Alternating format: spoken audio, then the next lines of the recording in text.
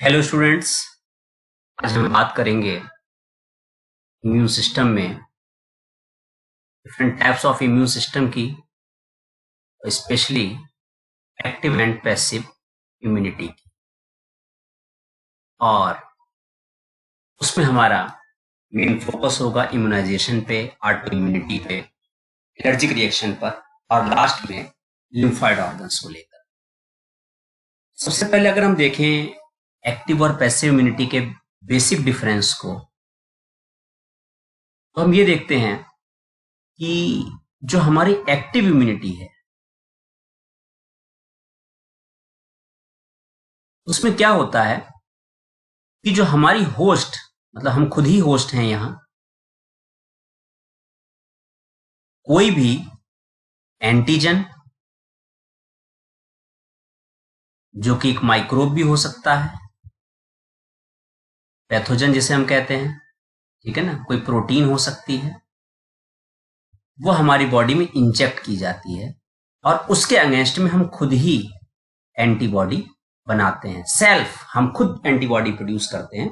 This type of immunity is called active immunity. ठीक है, लिखा भी है कि when at host is expose to antigen which may be in the form of living or dead microbe or other proteins, antibodies are produced in the host body. This type of immunity is called active immunity. Means छोटी सी बात याद रखनी है, antibody हम खुद बना रहे हैं। ये रिस्पॉन्स जो होता है बहुत स्लो होता है, टाइम लेता है।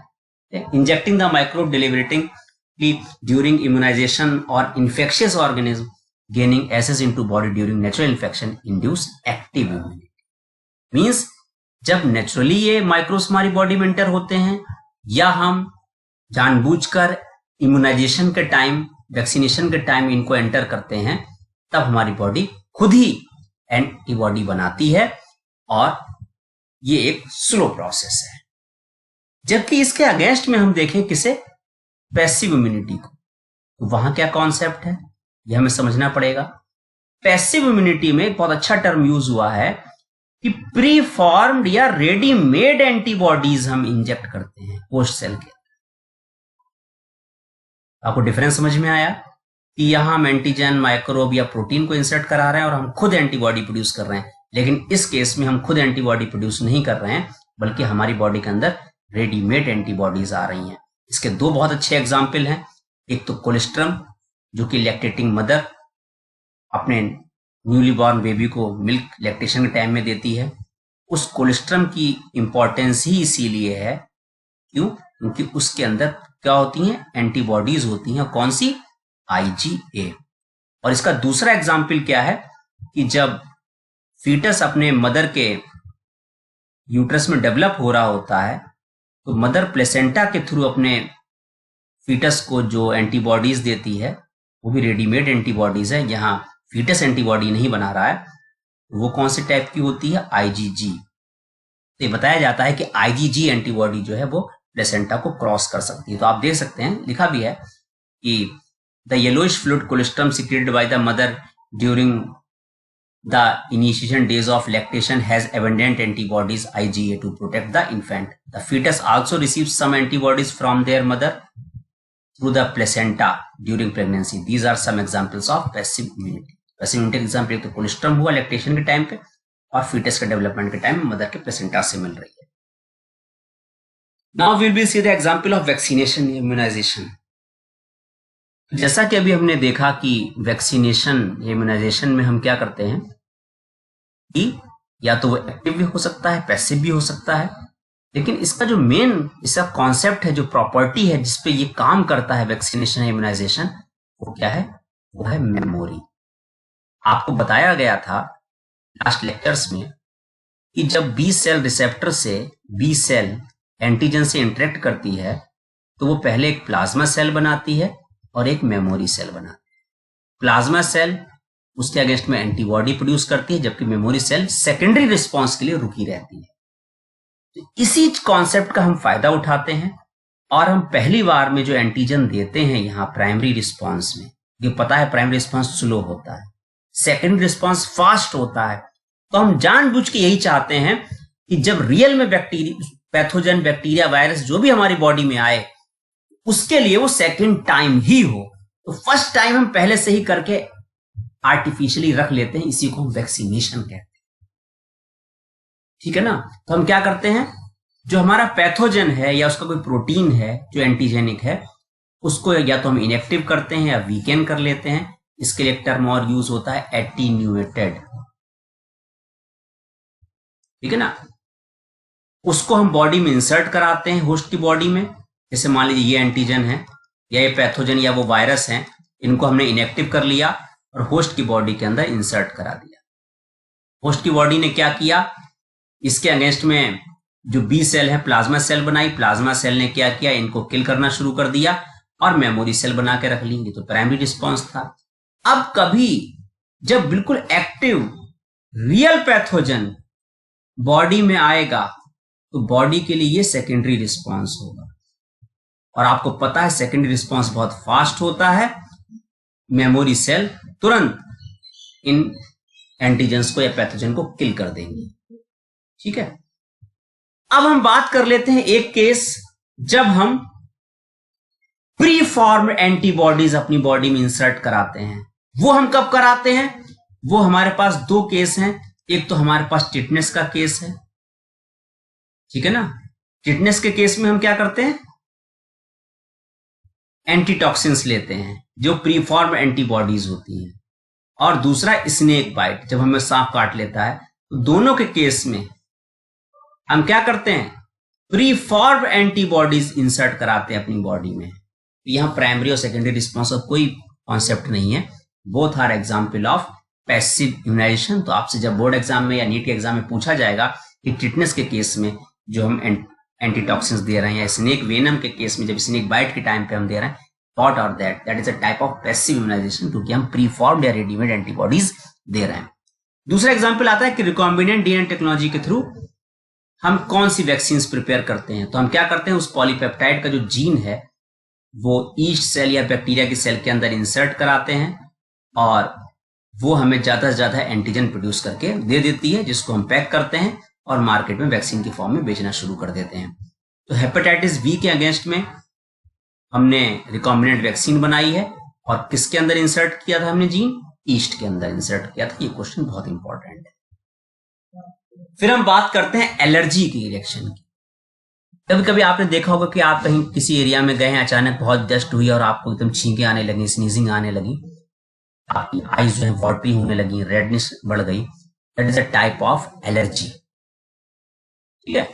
क्या कहते हैं, the exaggerated response of our immune system against the antigen is called allergy. और तो वो जो सब्सटेंस है या वो जो एंटीजन है जिसके अगेंस्ट में हमें एलर्जी रिस्पॉन्स हो रहा है, उसको हम एलर्जन कहते हैं। इसका एग्जाम्पल है mites in dust, pollens, animal dander. These are examples of allergen. तो ये तीन एग्जाम्पल आप एलर्जन के याद रखिए। फिर एलर्जी की रिएक्शन में किस टाइप की एंटीबॉडी इन्वॉल्व होती है, तो IgE टाइप की एंटीबॉडी इन्वॉल्व होती है। ठीक है। सिम्टम क्या है एलर्जिक रिएक्शन के, ये आपसे पूछ सकते हैं, sneezing, watery eyes, running nose and difficulty in breathing. फिर दूसरा उसको केमिकल रीजन पूछ सकते हैं आपसे। तो कहते हैं कि हमारी जो इम्यून सिस्टम में मास्ट सेल्स हैं वो दो केमिकल सिक्रीट करती हैं। कौन कौन से, हिस्टामिन और सेरोटोनिन। ये हमें एलर्जी के लिए रिस्पॉन्सिबल है। जो हमें ये सिम्टम दिखाई दिए थे स्नीजिंग के, वाटरी आइज, रनिंग नोज या डिफिकल्टी इन ब्रीदिंग, वो हिस्टामिन और सेरोटोनिन की वजह से दिए थे। इसलिए इसको क्योर करने के लिए जो आपको ड्रग लेनी है उसमें तीन टाइप की ड्रग्स हैं, एंटी हिस्टामिन है, एड्रेनलिन है और स्टेरॉइड्स हैं, जो आपके एलर्जी इफेक्ट को स्लो डाउन करेंगे। Now we will discuss the autoimmunity. तो जैसा हमने बताया आपको कि हमारा जो इम्यून सिस्टम है उसके अंदर ये फंक्शन है कि वो सेल्फ और नॉन सेल्फ के बीच में डिफरेंशिएट कर सकता है। अभी तक हमने ये देखा कि हम नॉन सेल्फ को किल करते आ रहे थे और सेल्फ को हम कोई हार्म नहीं पहुंचा रहे थे। यहां क्या है कि जब हमारा इम्यून सिस्टम सेल्फ के रिसेप्टर्स को, सेल्फ किसी सेल को नुकसान पहुंचाएगा या खत्म करेगा, that is called auto immunity. और ये जेनेटिक डिसऑर्डर्स होते हैं। इसका एक बहुत अच्छा एग्जाम्पल है rheumatoid arthritis. Now focus on the immune system of the body. अगर हम अपने इम्यून सिस्टम को पूरा देखें, जैसा कि हम लास्ट लेक्चर में भी देख चुके थे, तो उसमें क्या क्या आते हैं, हमारे लिम्फॉइड ऑर्गन्स आते हैं, हमारे टिश्यूज आते हैं, हमारी सेल्स आती हैं, और हमारी सॉल्युबल मॉलिक्यूल्स हैं जैसे कि एंटीबॉडीज, जिनको हम इम्यूनोग्लोबुलिन कहते हैं। ये पार्ट होते हैं इसके इम्यून सिस्टम के। इसमें से हमें जो आप लेक्चर में पढ़ने हैं वो केवल कौन से पढ़ने हैं, लिम्फॉइड ऑर्गन्स पढ़ने हैं। देखिए यहाँ different types of lymphoid organs दिखाए गए हैं। देखिए टॉन्सिल्स की पोजीशन दिखाई गई है, लिम्फ नोड्स दिखाई गई हैं, थाइमस है, स्प्लीन है, पेयर्स पैचेस हैं, ठीक है, अपेंडिक्स है, बोन मैरो, ठीक है। तो लिम्फॉइड ऑर्गन हमारे लिम्फेटिक सिस्टम से भी इन्वॉल्व है। तो यहाँ जो हमारे लिए डिफरेंस है वो जो याद करना हमें है, वो याद करना है प्राइमरी लिम्फॉइड ऑर्गन के बारे में और सेकेंडरी लिम्फॉइड ऑर्गन के बारे में। तो अगर हम डिफरेंस समझ लें दोनों के बीच में, तो हमें कभी भी इसमें कॉन्सेप्चुअल प्रॉब्लम नहीं होगी। देखिए प्राइमरी लिम्फॉइड ऑर्गन और सेकेंडरी लिम्फॉइड ऑर्गन हम ऐसे समझ सकते हैं कि जहां जिस ऑर्गन में बी सेल और टी सेल फॉर्म होती हैं, बनती हैं मतलब, और मैच्योर होती हैं, उन्हें हम क्या कहते हैं, प्राइमरी लिम्फॉइड ऑर्गन्स कहते हैं। और जहां ये बी सेल और टी सेल इंटरेक्ट करती हैं एंटीजन से, जो कि फॉरेन सब्सटेंस है, उसे हम क्या कहते हैं, सेकेंडरी लिम्फॉइड ऑर्गन कहते हैं। अब आपको पता है कि जो बी सेल टी सेल है वो बोन मैरो में बनी है। बी सेल जो है वो बोन मैरो में ही मैच्योर हुई है, इसलिए उनका नाम बी सेल है, जबकि टी सेल थाइमस में मैच्योर हुई है, इसलिए बोन मैरो और थाइमस ग्लैंड जो है वो प्राइमरी लिम्फॉइड ऑर्गन, और बाकी जो है spleen, lymph nodes, tonsils, pairs patches of small intestine, हमने भी डायग्राम में देखा था कि पेयर पैचेस कहाँ होते हैं, स्मॉल इंटेस्टाइन में होते हैं, और अपेंडिक्स, ये क्या है, सेकेंडरी लिम्फॉइड ऑर्गन है। Secondary lymphoid provide the site for interaction of lymphocyte with the antigen which then proliferate and become effective cell. अब हम इसको अगर थोड़ा सा वैसे समझना चाहें तो हम ये भी समझ सकते हैं कि जैसे कि एक राजकुमार होता है, प्रिंस होता है, वो कहाँ पैदा होता है, वो महल में पैदा होता है और वहीं वो तलवारबाजी सीखता है सोर्ड से। तो अब क्या है, वो प्राइमरी लिम्फॉइड ऑर्गन है। जहां वो रियल में वॉर लड़ता जाके है, आपने पढ़ा होगा प्लासी का बैटल, या तो वो जो जहां एरिया है जहां वो अपने दुश्मनों से लड़ रहा है, वो सेकेंडरी लिम्फॉइड ऑर्गन है। वो आपको मैंने बताई दिए। सेकेंडरी लिम्फोइड लिम्फ स्प्लीन है, लिम्फ नोड्स हैं, टॉन्सिल्स हैं, पेयर्स पैचेस, स्मॉल इंटेस्टाइन है, अपेंडिक्स है।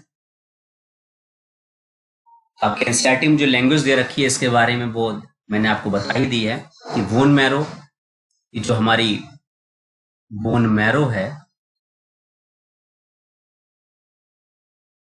वहां बी सेल और टी सेल्स बनती हैं। बी सेल्स जो हैं वो बोन मैरो में ही जाके मैच्योर होती हैं, और टी सेल्स जो हैं वो आपकी थाइमस ग्लैंड, जो कि हार्ट के पास प्रेजेंट होती है, वहां मैच्योर होती है।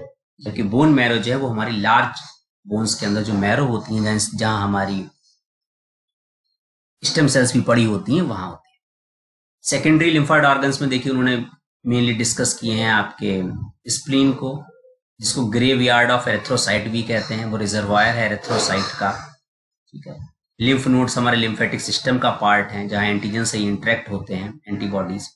फिर अगर हम देखें कि हमारे बॉडी का जो 50% लिम्फॉइड ऑर्गन है वो किसने कवर कर रखा है, वो माल्ट ने कवर कर रखा है। माल्ट क्या है, म्यूकोसा एसोसिएटेड लिम्फॉइड टिश्यू। और कल ही हमने बात की थी इन्नेट इम्यूनिटी में कि जो म्यूकोसा लेयर है वो कहाँ कहाँ प्रेजेंट है, रेस्पिरेटरी ट्रैक्ट में प्रेजेंट है, हमारे डाइजेस्टिव ट्रैक्ट में प्रेजेंट है, और यूरोजेनिटल ट्रैक्ट की लाइनिंग में प्रेजेंट है। तो माल्ट 50% लिम्फॉइड टिश्यू कवर करता है। कहाँ कहाँ है, रेस्पिरेटरी लाइनिंग में, डाइजेस्टिव ट्रैक्ट की लाइनिंग में, और यूरोजेनिटल ट्रैक्ट की लाइनिंग में। So thank you, see the lecture.